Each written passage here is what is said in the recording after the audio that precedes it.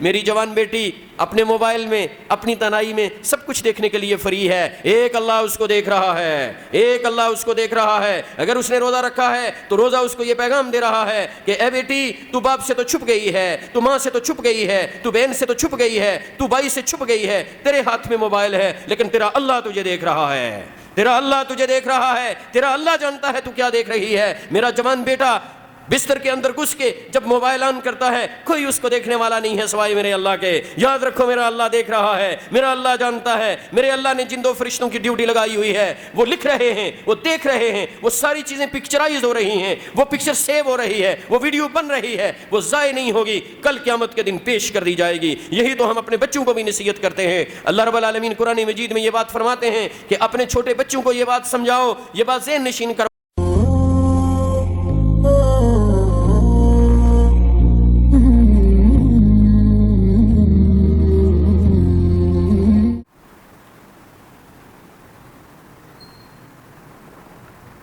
ہر قسم کی حمد و ثناء اور کبریائی اللہ تبارک و تعالیٰ کی پاک ذات کے لیے ہے۔ بے شمار درود و سلام محمد الرسول اللہ صلی اللہ علیہ وسلم پر کہ جن کی پیروی میں ہی ہماری دنیا کی اور آخرت کی کامیابی ہے۔ اللہ رب العزت کا بے شمار فضل و احسان ہے کہ اللہ نے زندگی میں ہمیں ایک مرتبہ پھر صحت اور عافیت کی حالت میں رمضان المبارک کی نعمت کو عطا فرمایا۔ رمضان المبارک نیکیوں کا موسم بہار ہے، اس کے دن اور اس کی راتیں بڑی اہمیت والی۔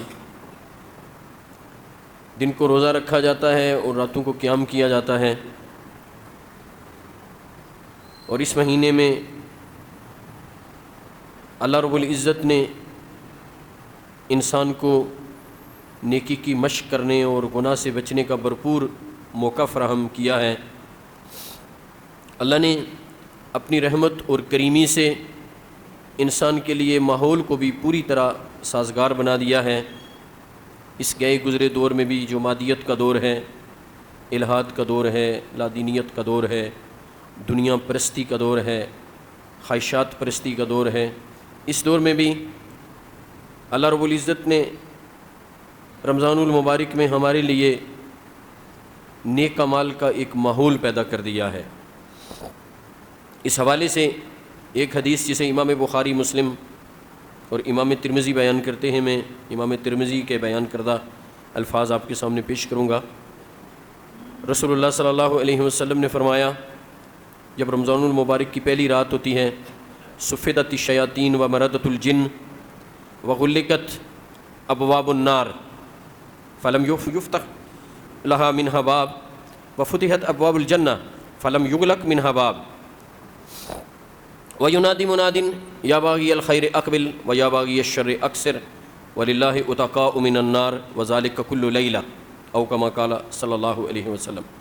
رسول اللہ صلی اللہ علیہ وسلم نے فرمایا، جب رمضان المبارک کی پہلی رات آتی ہے، جس رات ہم پہلی تراویح پڑھتے ہیں، ابھی ہم نے پہلی سحری نہیں کی ہوتی، پہلی رات مغرب سے جب ہم چاند دیکھ کے رمضان کا آغاز کرتے ہیں، فرمایا صفدت الشیاطین، شیطانوں کو پابند سلاسل کر دیا جاتا ہے، و مردت الجن، اور جتنے سرکش باغی جن ہیں ان کو بھی قید کر دیا جاتا ہے، وغلقت ابواب النار، اور جہنم کے دروازے بند کر دیے جاتے ہیں، فلم یفتح منها باب، اور ان میں سے کوئی بھی دروازہ کھلا نہیں رہتا، وفتحت ابواب الجنہ، اور جنت کے دروازے کھول دیے جاتے ہیں، فلم یغلق منها باب، اور کسی بھی دروازے کو بند نہیں کیا جاتا، جنت کے سارے دروازے کھول دیے جاتے ہیں۔ وینادی منادن، اور ایک اعلان کرنے والا اعلان کرتا ہے، یا باغی الخیر اقبل، اے خیر کے طلبگار، اے نیکی کی چاہت رکھنے والے، اے نیک اعمال اپنے لیے جمع کرنے والے، اے اپنی زندگی دنیا اور آخرت کے لیے کچھ کرنے والے، اے کچھ کرنے کا عزم کرنے والے، آگے بڑھ کہ یہ کچھ کرنے کا موسم ہے۔ وَيَا بَاغِيَ الشَّرِّ اکثر، اور اے گناہ کے طلبگار، اے گناہ کی طرف آگے بڑھنے والے، اب پیچھے ہٹ جا۔ وَيَا بَاغِيَ الشَّرِّ اکثر، اے گناہ کرنے والے اب گناہوں سے پیچھے ہٹ جا، یہ گناہوں کا موسم نہیں ہے، یہ نیکیوں کا موسم ہے۔ اس موسم میں نیک اعمال کرنے کی مشق کر، اس مہینے میں نیک اعمال کرنے کی کوشش کر، اور اس مہینے میں گناہوں سے بچنے کی کوشش کر۔ آنکھ کے گناہ سے بچ، زبان کے گناہ سے بچ، کان کے گناہ سے بچ، دل کے گناہ سے بچ، اور خصوصاً دو چیزوں کی صفائی کیجیے، ایک چیز کا تعلق باطن سے ہے، ایک کا تعلق ظاہر سے ہے۔ باطن سے دل کا تعلق ہے، یہ اصل ہے، دل انسان کا اصل ہے، سارے اعضاء کا سردار ہے۔ رسول اللہ صلی اللہ علیہ وسلم نے فرمایا الا وان فی الجسد مضغہ اذا صلحت صلح الجسد کلہ واذا فسدت فسد الجسد کلہ الا وہی القلب، رواہ البخاری۔ رسول اللہ صلی اللہ علیہ وسلم نے فرمایا خبردار، غور سے سنو، تمہارے جسم میں گوشت کا ایک لوتھڑا ہے، اگر یہ درست ہے تو تمہارا سارا جسم درست ہے، اور اگر اس میں فساد ہے تو سارا جسم فساد زدہ ہے، اور وہ تمہارا گوشت کا لوتھڑا تمہارا دل ہے، یہ تمام اعضاء کا سردار ہے، اس کا تعلق باطن سے ہے۔ انسان کے باطن کی درستگی سب سے ضروری ہے۔ اگر کوئی اپنے باطن کو درست کرتا ہے، اللہ اس پر فضل کرتے ہوئے اس کے ظاہر کو درست کر دیتے ہیں۔ میں آج رات کو ہی ایک کتاب میں یہ بات پڑھ رہا تھا کہ جو اپنے باطن کو درست کر لے، اپنی نیت کی حفاظت کر لے، اپنے اندر کو صاف کر لے، اپنے قلب کو مصفی اور مزکی بنا لے، تو اللہ رب العالمین اس پر اپنا فضل کرتے ہوئے اس کے ظاہر کو بھی خوبصورت بنا دیتے ہیں۔ اس لیے ظاہر سے زیادہ باطن کی فکر کیجئے، باہر سے زیادہ اندر کی فکر کیجئے۔ یہ جو گوشت کا لوتھڑا ہے جس کا نام دل ہے، اس کو پاکیزہ بنا لیجئے، اس سے شرک صاف کیجئے، اس سے کفر صاف کیجئے، اس سے بدعت صاف کیجئے، اس سے حسد صاف کیجئے، اس میں بغض نہ رکھیے، اس میں کینہ نہ رکھیے، اس میں دوسرے کے لیے غلط جذبات نہ رکھیے، ہر ایک کے لیے اچھی چاہت رکھیے، معافی کا جذبہ رکھیے، نیتوں کو صاف رکھیے، اور یقین جانیے کہ نیت ہی اصل میں عمل کی اصل ہے۔ میرا آج کا پروگرام وہ 4 بنیادی باتوں کا تذکرہ تھا کہ جو اعمال کی قبولیت کی شرائط ہیں، اور ان میں ایک بڑی شرط نیت کی حفاظت ہے، لیکن کسی وجہ سے میں آج اس موضوع پر گزارشات نہیں کر رہا، زندگی رہی تو آئندہ خطبے میں اس پر گزارشات کروں گا۔ سو میرے بھائیو، انسان کی اصل اس کا اندر ہے، اس کی خلوت ہے، اس کی جلوت نہیں ہے، اس کی خلوت ہے، اس کی تنہائی ہے۔ اپنی تنہائی کو درست کیجئے، اپنی تنہائی کو درست کیجئے، اپنے اندر کو درست کیجئے، اور روزہ تنہائی کو درست کرنے کے لیے اور اپنے اندر کو درست کرنے کے لیے اکسیر کا کام کرتا ہے، اس لیے کہ روزہ نام ہی اس شے کا ہے کہ آدمی نے اللہ رب العالمین کے ڈر سے روزہ رکھا ہے۔ اس لیے روزہ ایک ایسی عبادت ہے جس میں ریاکاری کا تصور ہی نہیں۔ آدمی چھپ کے کھا سکتا ہے، چھپ کے پی سکتا ہے۔ یہ وضو کرتے ہوئے آپ اتنی احتیاط کرتے ہیں پانی کا ایک قطرہ گلے سے نیچے نہ چلا جائے، اور اگر چلا جائے تو فوراً تذبذب میں اور پریشانی اضطراب میں مولانا صاحب سے آ کے پوچھتے ہیں کہ میرے روزے کا کیا بنا۔ اس قدر احتیاط کیوں ہے؟ آپ کو پیاس لگی ہوئی ہے، کوئی دیکھنے والا نہیں ہے، کوئی جاننے والا نہیں ہے، ایک قطرہ تو دور کی بات، ایک گلاس پیا جا سکتا ہے، جوسز کے جگ پیے جا سکتے ہیں، کوئی دیکھنے والا اور پہچان کرنے والا نہیں ہے سوائے میرے اللہ کے۔ اس کا مطلب ہے آپ اللہ سے ڈرتے ہیں، خلوت میں بھی اللہ سے ڈر گئے ہیں کہ میرے اللہ نے روک دیا ہے کھانے اور پینے سے، آپ کھانے پینے سے رک گئے ہیں۔ تو اس سے اندازہ لگا لیجئے کہ روزے کے ذریعے اپنی خلوت کی کتنی اصلاح کی جا سکتی ہے، اپنی وہ زندگی جو لوگوں سے پوشیدہ ہے، وہ زندگی جو تنہائی کی ہے، اس میں کتنی اصلاح کی جا سکتی ہے۔ یا بنی انھا ان تک مثقال حبۃ من خردل فتکن فی صخرۃ او فی السماوات او فی الارض یأت بها اللہ ان اللہ لطیف خبیر۔ میرے بیٹے یہ نہ سمجھنا کہ ماں دیکھ نہیں رہی، باپ نہیں دیکھ رہا، اللہ کو ماں باپ پر قیاس نہ کر لینا، اللہ کو ماں باپ پر قیاس نہ کر لینا کہ ماں نہیں دیکھ رہی، باپ نہیں دیکھ رہا، نہیں، اللہ دیکھ رہا ہے، اس سے کچھ نہیں چھپایا جا سکتا۔ تیری ایک ذرے کے برابر کی گئی نیکی، چاہے وہ آسمان کی بلندیوں میں ہو یا زمین کی تہوں میں ہو یا کسی کالی چٹان میں ہو، کہیں چھپی ہوئی ہو، جس قدر مستور ہو، وہ نیکی تیرا اللہ جانتا ہے۔ اور تیرا گناہ بھی جو ایک ذرے کے برابر ہو، چھوٹا ہو یا بڑا ہو، مستور ہو کے کرو، چھپ کے کرو یا اعلانیہ کرو، جہاں بھی وہ گناہ کرو، تیرا اللہ اس گناہ کو جانتا ہے۔ میری بیٹی، میرے بیٹے، تیرے گناہ کو اللہ جانتا ہے، اور وہ کل قیامت کے دن اللہ اس گناہ کو سامنے لائے گا، اس نیکی کو بھی سامنے لائے گا۔ یأت بہ اللہ ان اللہ لطیف خبیر۔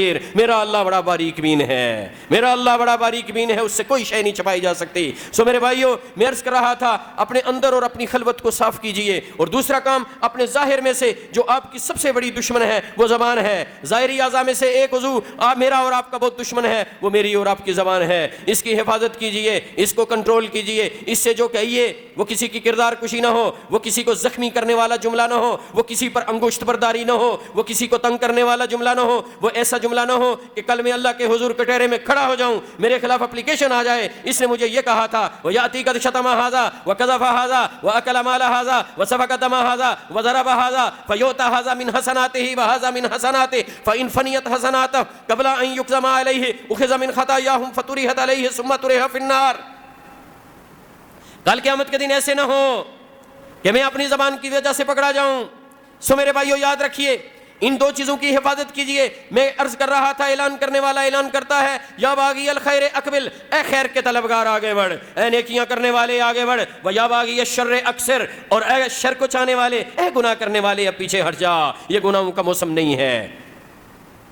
تشریح کرنے والے اس حدیث کی تشریح میں لکھتے ہیں، اس کی شرح میں لکھتے ہیں کہ اس اعلان کرنے والے کے اعلان کرنے کی وجہ سے لوگوں کا رجحان نیکی کی طرف ہو جاتا ہے، لوگ گناہوں سے دور ہونا شروع ہو جاتے ہیں۔ اس لیے آپ دیکھتے ہیں کہ رمضان المبارک میں لوگ کس طرح مسجدوں کی طرف کھینچے چلے آتے ہیں۔ یہ اللہ نے ماحول کو سازگار بنا دیا ہے۔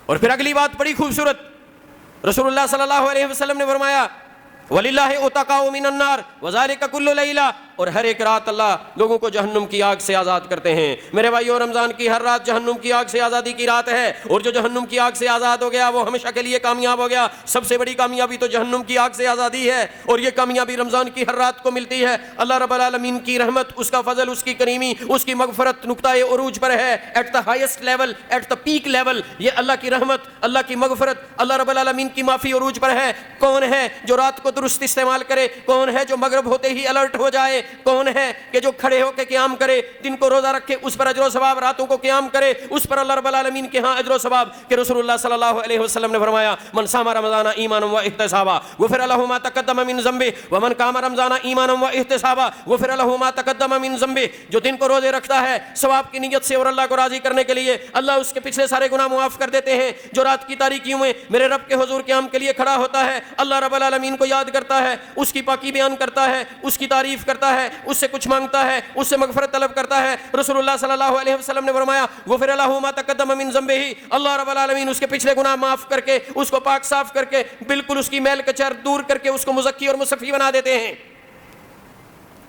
سو میرے بھائیوں، یہ یاد رکھیے، رمضان المبارک کا قرآن سے خصوصی تعلق ہے، رمضان المبارک کا قرآن سے خصوصی تعلق ہے۔ قرآن کی زیادہ سے زیادہ تلاوت، قرآن کو زیادہ سے زیادہ پڑھنا، قرآن کا فہم حاصل کرنا، قرآن کے معنی اور مفاہیم میں غور کرنا، قرآن کا علم حاصل کرنا، میرے بھائیو رمضان المبارک میں یہ خاص کر عبادت ہے۔ قرآن مجید کا رمضان کے ساتھ خاص تعلق ہے، اور یاد رکھیے اس میں ایک تعلق تو تلاوت کا ہے، میں اس تعلق کی بات نہیں کر رہا، تلاوت بھی کیجئے، لیکن جو اصل میں رمضان المبارک میں قرآن کا انسان سے تعلق ہے یا قرآن کا رمضان سے تعلق ہے، وہ قیام کا تعلق ہے، وہ قیام کا ہے۔ قیام میں جو قرآن مجید پڑھا اور سنا جاتا ہے، اس کی بڑی فضیلت ہے، یہ کرنے کا کام ہے۔ ہمارے ہاں کچھ لوگ یہ تو کرتے ہیں، میں نے ایک قرآن ختم کر لیا، میں نے 2 ختم کر لیے، دن بھر قرآن پڑھتے رہتے ہیں، لیکن ان کو اس بات کی اہمیت کا اندازہ نہیں ہوتا کہ رمضان المبارک میں اصل جو قرآن سے تعلق ہے وہ تراویح کا قرآن اور قیام کا قرآن ہے۔ وہ خاص ایک اسپیسیفک کرنے کا کام ہے رمضان المبارک میں۔ وہ جو حدیث ہے نا ابن ماجہ میں عبداللہ بن عمر سے کہ رسول اللہ صلی اللہ علیہ وسلم نے فرمایا الصیام والقرآن یشفعان للعبد، قرآن اور روزہ بندے کے لیے قیامت کے دن سفارش کریں گے۔ وہ کون سا قرآن ہے؟ وہ دن کا تلاوت والا نہیں ہے، وہ حدیث میں بالکل وضاحت ہے، فرمایا منعتہ النوم باللیل فشفعنی فیہ فیشفعان او کما قال صلی اللہ علیہ وسلم۔ رسول اللہ صلی اللہ علیہ وسلم نے فرمایا روزہ سفارش کرتا ہے، پھر قرآن سفارش کرتا ہے، اور قرآن جب بندے کی سفارش کرتا ہے تو کیا کہتا ہے؟ منعتہ النوم باللیل، میں نے رات کو اسے سونے سے روکے رکھا۔ دن کی گرمی، لمبے دن، افطاری کے بعد طبیعت بڑی ناساز، سونے کا دل کرتا ہے، لیٹنے کا دل کرتا ہے، سستانے اور آرام کرنے کا دل کرتا ہے، لیکن اس نے آرام نہیں کیا، یہ اٹھ کے مسجد کی طرف آ گیا۔ خود اتنا قرآن جانتا نہیں تھا، حافظ قرآن نہیں تھا، لمبی لمبی صورتیں یاد نہیں تھیں، قاری صاحب کے پیچھے کھڑا ہو گیا اور مجھے سننے لگا۔ اسے تھکاوٹ ہوئی، لیکن اس نے تھکاوٹ برداشت کی۔ منعتہ النوم باللیل، میں نے اسے رات کو سونے سے روکے رکھا۔ فشفعنی فیہ، میں اس کے حق میں سفارش کرتا ہوں۔ رسول اللہ صلی اللہ علیہ وسلم نے فرمایا فیشفعان، رمضان اور قرآن دونوں کی سفارش قبول کی جاتی ہے، رمضان اور قرآن کی سفارش قبول کی جاتی ہے، اور اللہ اپنے بندے کو جہنم کی آگ سے آزاد کر دیتے ہیں۔ یہ ایسے سفارشی ہیں جن کی سفارش سے کام بن جاتا ہے۔ دنیا میں ایسے بھی ہوتا ہے، آپ کا سفارشی تگڑا نہ ہو تو آپ کا کام نہیں ہوتا، بھلے وہ سفارش کرتا ہے لیکن آپ کا کام نہیں ہوتا۔ یہ سفارشی بڑے طاقتور ہیں، یہ اللہ کے حکم سے سفارش کر رہے ہیں، اس لیے جس کی سفارش کریں گے اس کی کامیابی میں کسی طرح کا کوئی شک و شبہ نہیں۔ جس کی سفارش قرآن کرے گا، قرآن اس کو کامیابی دلوا کے چھوڑے گا۔ یہ قیام کا قرآن ہے، یہ قیام کا قرآن ہے۔ آپ کو اللہ نے قرآن مجید کہ حفظ کی دولت سے نوازا ہے، آپ کو کوئی لمبی صورتیں یاد ہیں، آپ کھڑے ہو کے طویل قیام اپنا بھی کر سکتے ہیں، بڑی مزیدار شے ہے، بڑا مزہ آتا ہے، لیکن یہ تب ہے کہ آپ کو اپنی طبیعت پر کنٹرول ہو، اپنے آپ پر کنٹرول ہو، گھر کا ماحول ہو، ورنہ یہاں مسجد سے ہم بڑی نیت کر کے جاتے ہیں، بڑا لمبا قیام کریں گے، اور پتہ چلتا ہے صبح وتر بھی بڑی مشکل سے پڑے ہیں۔ یاد رکھیے، میں اب بھی کہتا ہوں، میں ہمیشہ مسجد کے قیام کی بہت اہمیت واضح کرتا ہوں، اس لیے کہ اول وقت میں ہم قیام کر لیں تاکہ بعد میں سستی کا امکان نہ رہے، لیکن یاد رکھیے پھر میں کہتا ہوں آخری پیر میں کیا گیا قیام اگر ایک لمبی تلاوت کے ساتھ ہے، پورے تضرع اور عاجزی کے ساتھ ہے، وہ سب سے اصل قیام ہے، اس کا کوئی مقابلہ نہیں۔ لیکن کیا ہم ویسا قیام کرنے والے ہیں؟ رمضان کا قیام سے، قیام رمضان، قرآن کا قیام سے تعلق رمضان میں، یہ خصوصی تعلق ہے۔ اللہ رب العزت نے ماحول کو سازگار بنا دیا ہے، آپ قیام کیجئے، مساجد میں قرآن حضرات قرآن مجید سناتے ہیں، آپ لوگ ان کے پیچھے کھڑے ہو کے قرآن مجید سنیے، توجہ سے سنیے، اس حدیث کو ذہن میں رکھیے کہ یہی قرآن میرے لیے سفارش کرے گا اور میرا کام بن جائے گا۔ آپ اس گھر سے مسجد آئیے، آپ اس گھر سے اخلاص کے ساتھ نماز تراویح یعنی قیام اللیل کیجئے، اللہ نے ماحول کو سازگار بنا دیا ہے۔ راتیں جہنم کی آگ سے آزادی کی ہیں، اور ہمارے ہاں افسوس سے کہنا پڑتا ہے پہلے 2 3 4 دن اللہ کتنا بندے پر فضل کرتے ہیں، شروع میں کتنا بندے پر فضل کرتے ہیں، اس بندے پر اللہ کا کتنا کرم فضل اور احسان کہ جو 11 مہینے مسجد نہیں آیا، اللہ نے پہلے دن اس کو مسجد بھیج دیا۔ اللہ چاہتے اسے اپنے گھر سے روک لیتے، میرے اللہ کو کوئی پوچھنے والا نہیں ہے، اللہ اسے روک لیتے، کائنات کے رب کی قسم اس کا نقصان ہوتا، میرے اللہ کا کوئی نقصان نہ ہوتا۔ اللہ نے جو ہمیں اپنے گھر میں بھیجا ہے، میرے اللہ کا کوئی فائدہ نہیں ہے، میری ذات کا فائدہ ہے۔ جس کو اللہ نے پہلی رات یہاں مسجد میں بھیج دیا، اللہ نے اس پر کرم کیا، اللہ نے اس کو سیدھے راستے کی رہنمائی کر دی، اللہ نے اس کو اپنے گھر میں بھیج دیا، اللہ نے اس کے لیے ماحول سازگار بنا دیا۔ اب وہ بدبخت ہے کہ اس ماحول کو چھوڑ کے واپس چلا گیا، جو دوسرے دن چھوڑ کے چلا گیا، جو تیسرے دن چھوڑ کے چلا گیا، جو چوتھے دن چھوڑ کے چلا گیا، جو 1 ہفتے کے بعد چھوڑ کے چلا گیا، جو 10 دنوں کے بعد چھوڑ کے چلا گیا، جو 20 دنوں کے بعد چھوڑ کے چلا گیا۔ بڑا ہی بدقسمت ہے، بڑا ہی بدقسمت ہے کہ اللہ نے اسے ایمان بھی دیا ہے، اسے صحت بھی دی ہے، اسے عافیت بھی دی ہے، اسے نعمتیں بھی دی ہیں، اسے مسجد کی طرف بھیج بھی دیا، اس کے لیے ماحول بھی سازگار بنا دیا، پھر وہ اللہ کی رحمت سے استفادہ نہیں کرتا، پھر وہ گناہوں سے بخشش طلب نہیں کرتا۔ جہنم کی آگ سے آزادی کا روزانہ کا اعلان، لوگوں رات کو جہنم کی آگ سے آزادی ملتی ہے، جاؤ مساجد میں تمہیں آزادی مل جائے گی، گھر میں قیام کرو تمہیں آزادی مل جائے گی۔ جہنم کی آگ سے خلاصی کی رات، ہر رات جہنم کی آگ سے خلاصی کی رات، صرف آخری تاک راتیں ہی نہیں، صرف لیلۃ القدر ہی نہیں، ہر رات جہنم کی آگ سے خلاصی کی رات۔ وَلِلَّهِ عُتَقَاءُ مِنَ النَّارِ وَذَلِكَ كُلُّ لَيْلَةٍ۔ امام ترمذی اس صحیح حدیث کو بیان کرتے ہیں، بخاری اور مسلم نے اور دوسرے محدثین نے بھی اس حدیث کو مختلف الفاظ کے ساتھ اپنی کتابوں میں روایت کیا ہے۔ میرے بھائیوں، اس سے آگے بڑھتے ہیں۔ جیسے رمضان میں قرآن کا رمضان سے خصوصی تعلق ہے، ایسے ہی رمضان المبارک میں ایک اور خصوصی عمل ہے، اور وہ ہے اللہ کے راستے میں سخاوت۔ یہاں بھی ایک اشکال ہمارے ہاں پیدا ہوتا ہے اور موجود ہے کہ ہم رمضان کو زکوٰۃ کا مہینہ سمجھتے ہیں، جیسے ہم رمضان میں تلاوت پر زور دیتے ہیں اور قیام سے بھاگ جاتے ہیں، یا ہمیں یہ اہمیت نہیں پتہ ہوتی کہ قیام کی اہمیت کیا ہے۔ اسی طرح رمضان المبارک کو ہم زکوٰۃ کا مہینہ سمجھتے ہیں۔ میرے بھائیوں، رمضان المبارک زکوٰۃ کا مہینہ نہیں ہے، سخاوت کا مہینہ ہے۔ زکوٰۃ کا کون سا مہینہ ہوتا ہے؟ زکوٰۃ کے 12 مہینے ہوتے ہیں۔ جب آپ کے پاس مال آیا، جس مہینے میں آیا، محرم میں آیا، اگلے سال محرم میں زکوٰۃ فرض ہوگی، رمضان میں نہیں، محرم میں۔ یہ چونکہ پاکستان میں ایک کلچر بن گیا ہے اور ہماری عادت بن گئی ہے کہ ہم رمضان سے ہی شروع کرتے ہیں، اور ہمیں یاد ہی نہیں ہوتا، جو لوگ زکوٰۃ دے رہے ہیں ان کو بھی یاد نہیں کہ کب ان کا مال آیا اور انہوں نے زکوٰۃ دینی شروع کی۔ تو اب وہ رمضان کو ہی رکھیں، اب اپنی روٹین وہ اسی طرح رکھیں، سالانہ اپنی اضافی مال پر جو زکوٰۃ دیتے ہیں، اپنی بچت پر جو زکوٰۃ دیتے ہیں، اپنے تجارتی مال پر جو زکوٰۃ دیتے ہیں، وہ رمضان میں ہی دیں۔ لیکن یاد رکھیے، رمضان زکوٰۃ کا مہینہ نہیں ہے۔ ہمیں شیطان اس مغالطے میں ڈالتا ہے کہ ہم زکوٰۃ دے کے سمجھتے ہیں ہم رمضان میں اللہ کے نام پر دے کے فارغ ہو گئے ہیں۔ نہیں بھائی، زکوٰۃ تو آپ نے ایک فرض ادا کیا ہے۔ رمضان المبارک سخاوت کا مہینہ ہے۔ سخاوت کیا ہوتی ہے؟ اپنے دونوں ہاتھوں سے اپنے مال کو لٹانا، یہ زکوٰۃ کے علاوہ ہے۔ یہ زکوٰۃ کے علاوہ ہے. زکوٰۃ تو آپ نے دینی ہی دینی ہے، یہ ایک فرض ہے. وہ محرم میں دیں، وہ سفر میں دیں، وہ رمضان میں دیں، وہ جس مہینے میں زکوٰۃ ادا کریں آپ نے ادا کرنی ہے. اصل کام جو رمضان میں ہے وہ آپ نے سخاوت کرنی ہے. محمد الرسول اللہ صلی اللہ علیہ وسلم کے متعلق حضرات صحابہ کرام فرماتے ہیں، صحیح بخاری میں حدیث ہے، کانا رسول اللہ صلی اللہ علیہ وسلم اجود الناس بالخیر، اجود الناس بالخیر، وکانا اجود ما یکون فی رمضان حتی ینسلہا. رسول اللہ صلی اللہ علیہ وسلم لوگوں میں سب سے زیادہ سخی آپ کے متعلق صحیح مسلم میں ہے، اجود الناس و اشجع الناس. قال نبی صلی اللہ علیہ وسلم احسن الناس و اجود الناس و اشجع الناس. محمد رسول اللہ صلی اللہ علیہ وسلم تمام انسانوں میں سب سے حسین ترین انسان، تمام انسانوں میں سب سے بڑے سخی اور تمام انسانوں میں سب سے بہادر انسان.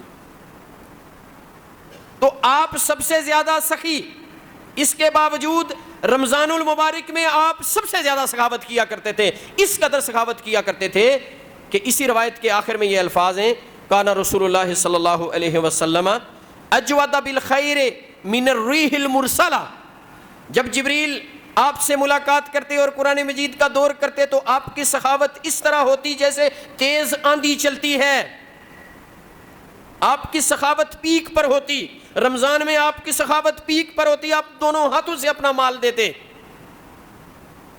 یہ رمضان المبارک کا ایک خصوصی عمل ہے، صرف زکوٰۃ نہیں ہے، اپنے مال کو بہت زیادہ خرچ کرنا ہے. اور یاد رکھیے، جو سخاوت کرنے والا ہے وہ کبھی پریشان نہیں ہوتا، جو سخاوت کرنے والا ہے وہ کبھی محتاج نہیں ہوتا.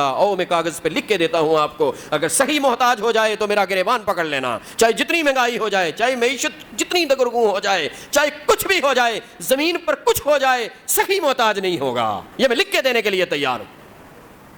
جو بھرپور سخاوت کیجئے، بھرپور سخاوت کیجئے، بھرپور قیام کیجئے. یہ قرآن کا خصوصی تعلق ہے رمضان سے. بھرپور سخاوت کیجئے، یہ مال خرچ کرنے کا خصوصی تعلق ہے رمضان سے. اقول قولی ھذا واستغفر اللہ لی ولکم ولسائر المسلمین. سبحان ربک رب العزۃ عما یصفون وسلام علی المرسلین والحمد للہ رب العالمین.